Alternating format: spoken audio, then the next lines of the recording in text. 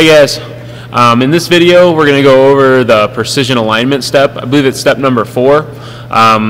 Depending on what type of equipment you're working with, that will depend on how this step goes down. How it works in this class is I'm going to teach dial indicator right now, and then later I'm going to have another video on laser alignment. They're interchangeable. This step is the one that can be done multiple different ways depending on the type of equipment you own, or your company owns, I should say. Dial indicator is just kind of the basic old school way. Laser alignment is kind of the new way. So like I said, in this video we're going to go over dial indicator, and we're going to start with setting it up on the machine. Notice that I've already completed my rough alignment, my soft foot check, it's all tightened down, and I'm going to go over how to install that dial indicator onto the motor shaft, I believe, and then we'll just take it from there. I'm not kidding, the hardest part of this whole process is getting the dial indicator installed on the shafts in the correct way. But we're going to go over it in this video so that way there's no confusion.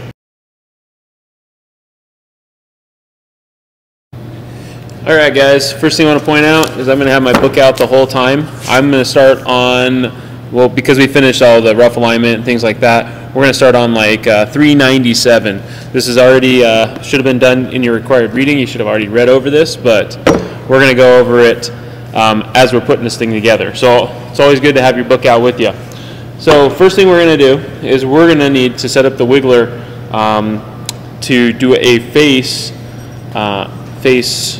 indicator, or face, or you can also do this back face over here depending on what you like the most. I personally tend to go off the back just because this style of coupler is pretty rough. So the tools you're going to need, and I'm going to install them as we go along here. The first tool is just our chain vise, or chain clamp we call it, and we're going to put it onto the motor side.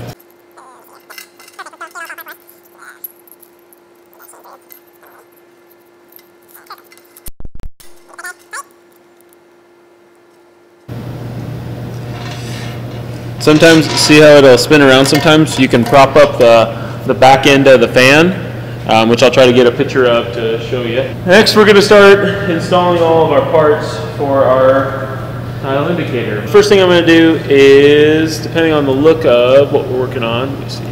We're going to grab the shorter bar, I think. We're going to give this one a shot in here.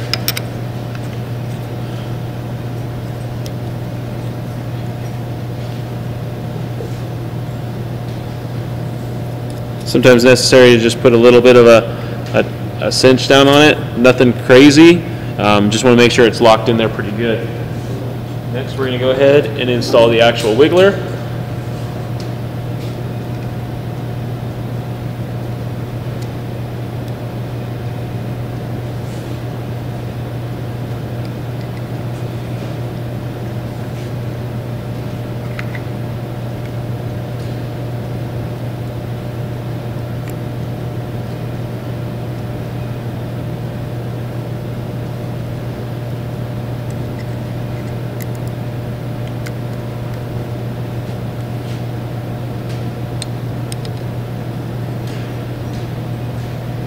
So this is if you wanted to read off of the face, you do it this way.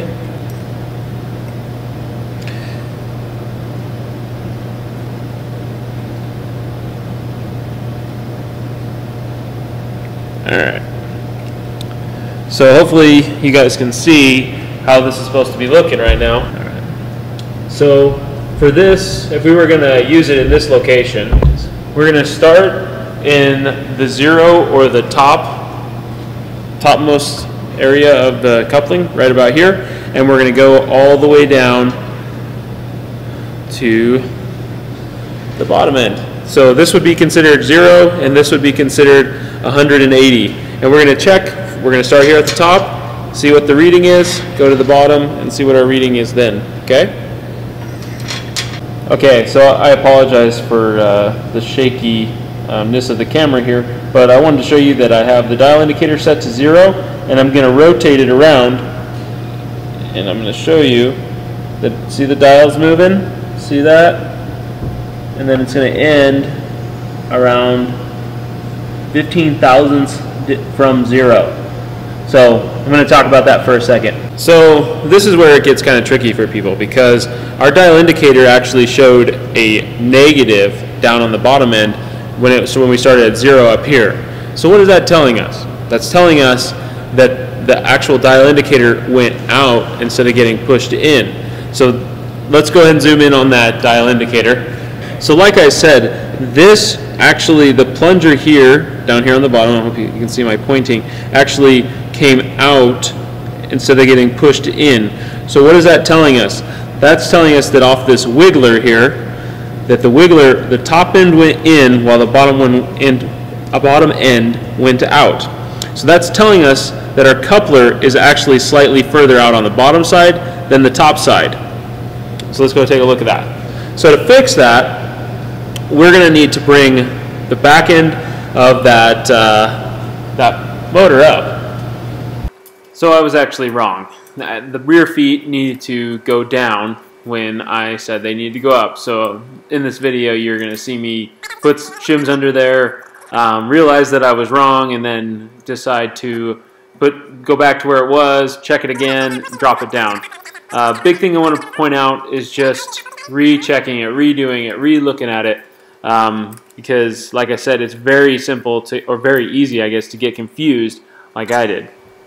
So after repeated attempts that I'm too embarrassed to actually show you, I went ahead and decided that it must have been the dial indicator. So I went ahead and started indicating off the back side, and this is the process that I'm doing right now. I'm setting up with the longer rod, and I'm just gonna use the back side of it to indicate.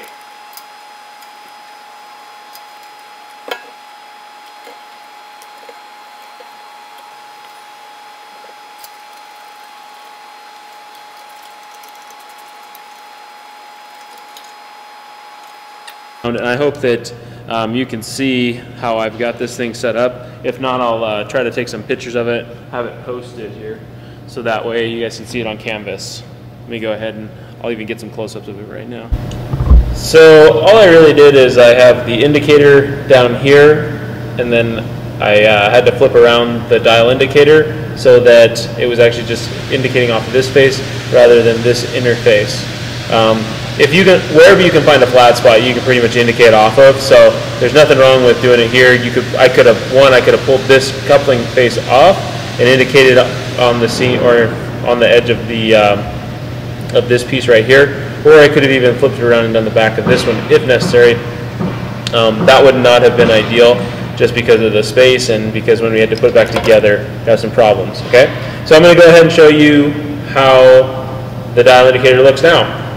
Right here, I got it at the top, and you can see that it's zeroed, and we're going to slowly kind of rotate it around here. Oops. And you can see that it's still at 0. Sorry if I didn't say this before, but the purpose of setting up our dial indicator this way is to get the motor in there front to back. We're trying to make sure it doesn't have any angular misalignment at this point. Try to make sure it's perfectly level with that pump. Alright, so we're going to go ahead and move on to the next step and get that set up for you, and I'll kind of show you how that is. Okay, so I'm going to pull this off, and I'm going to install the dial indicator a little bit different this time, and it's going to ride along this outer edge. And what this is going to tell us is if we have parallel misalignment, and we're going to start in, I believe, at the 0 point and go to the bottom. So then we'll know, again, if we need to add any shims, we're getting all that done before we start working on our side to side.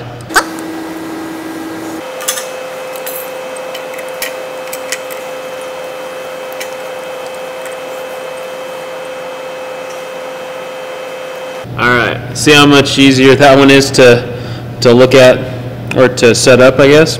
So again, we're going to start 0 up here. We're going to go ahead and I'm going to remove my holder there. Oops, a little bit faster than I wanted to go. And then we're going to drop it down, and we're going to take a look. Now we don't care what the measurement reads over here. We only care about 0 here, and we're going to try to make this one 0 down here too. I'm not going to show you this with the camera because typically we have to use a mirror of some sort to look at that. Okay. All right. So I as you can see, I used my phone instead of a mirror. I just flipped it on so that the camera was looking up here. And from here, I got 0 here, and I'm going to go ahead and I'm going to move it down, and I have about 11 thou, 10 to 11 thou. We'll go ahead and say it's just 10. So that means this pump needs to move, all right? Depending on if it's a positive number or a negative number is going to tell us a lot. So let's go ahead and figure out if it's a positive number or negative. So it looks like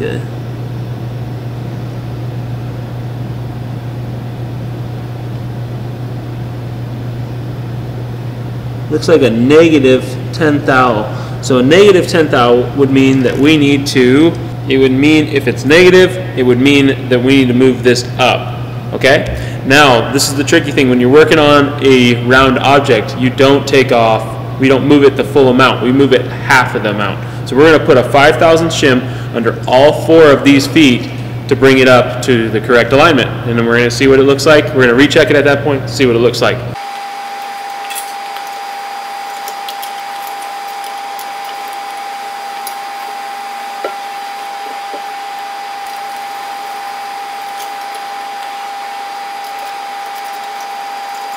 Okay, so I added my 5,000 shim. Now I'm going to recheck this. So we're going to start at the top, re-zero it, right there. And we're going to come down and we're going to see.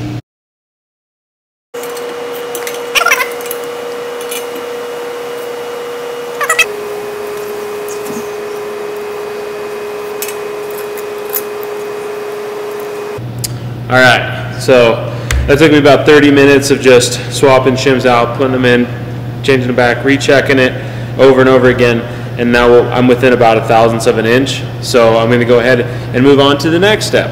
The lucky thing for us is now with those first 2 steps, what they did is we figured out our whole shim pack. So everything else we're going to do from this point on is all side-to-side angular or side-to-side parallel misalignment. So we've kind of completed the hard part.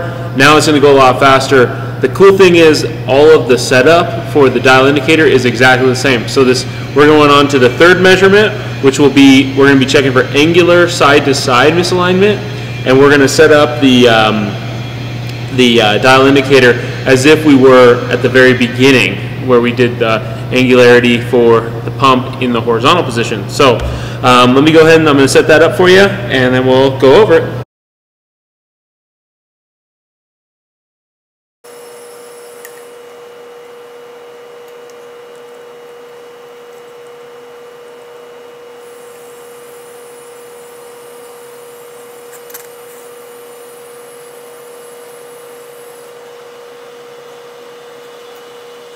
So like I said, we're going to set it up in the exact same way. Hopefully you can see this. No, I'm going to zoom in right now.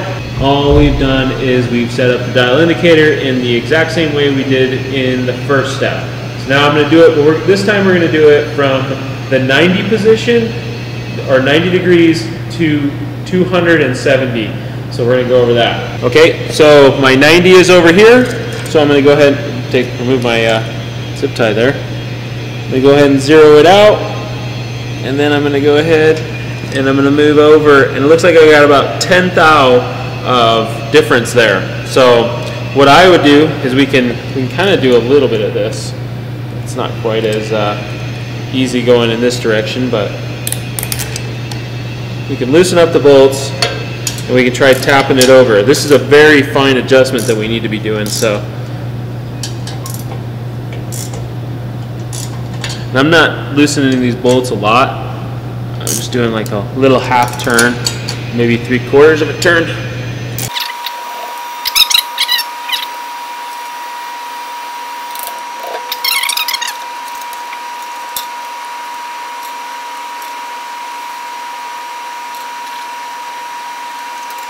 What I did is I actually loosened my bolts a little bit, not a ton, and just kind of tapped it around while I was moving back and forth. Retightened it down, then I actually did the reading again.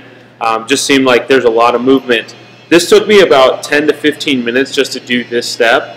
I'm going to go ahead and we're going to grab the camera and I'm going to quickly show you what the dial indicator looks like. I'm about 1 thou out right now, and that's pretty dang good. So always shoot to be within 1 thou, and then by the end you're gonna be looking pretty good. So we'll go ahead and do that really quick. Yeah.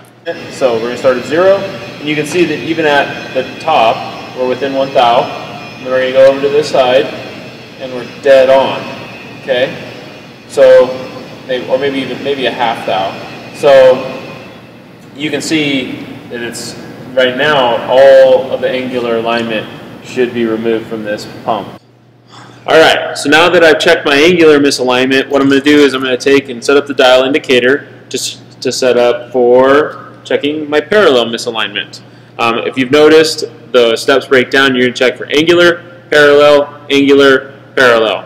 So first you're going to do it in the top, the up and down position, and then you're going to do it in the side to side. Alright? So let me go ahead and I'm going to set that up really quick. We will continue on.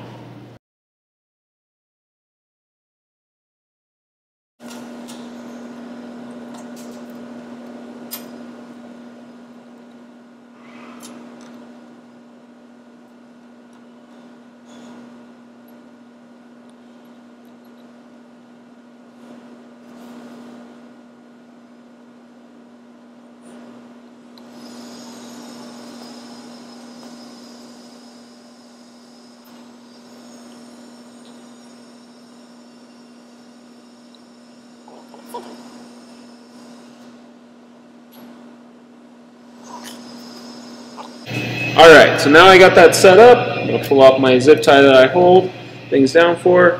I'm going to go again from the 90 over to the 270 mark. Alright, so it looks like we're about 20 thousandths out. So we can go ahead and I'm going to put this over here and I'm going to try to do kind of the same thing I did before. Now, with a parallel misalignment, we need to bring the whole motor towards me, pretty much. And we do have a positive number. Yep, we got a positive number, so it's got to come towards me.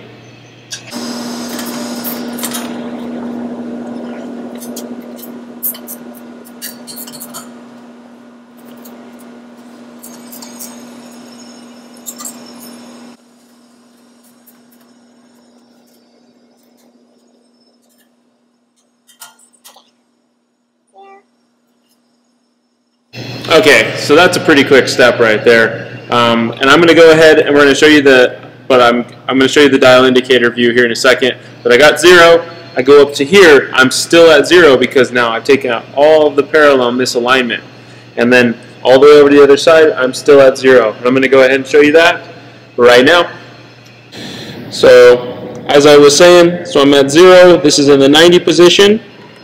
I'm going to come up, and this is in the 0 position. I'm within about a half thou, and then I'm going to try to show you this guy is in the 0 position too, and this is at the 270. Now, because I have all 3 measurements, I know that the 4th measurement would be correct.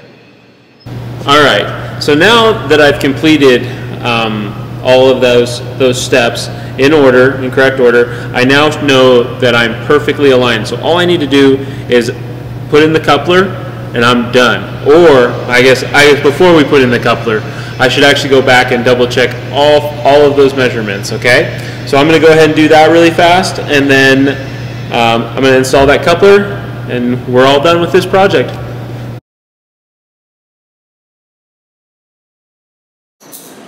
I got lucky when I went to reinstall this. I was able to just slide the couplers back on the shaft and slip that little center coupling back in there. Worked out great. Now I want to point out one last thing for precision alignment here. You want to make sure that your coupling is balanced. By balanced, I mean that the keyways are 180 degrees out from each other. And you'll notice that I tighten down the one, and then I go ahead and I spin it 180 degrees and tighten that other one down. So just make sure you always do that, and you'll be good to go. And that concludes the 4th and final step, the precision alignment with the dial indicator. Make sure you clean up your tools, and you should be good to go.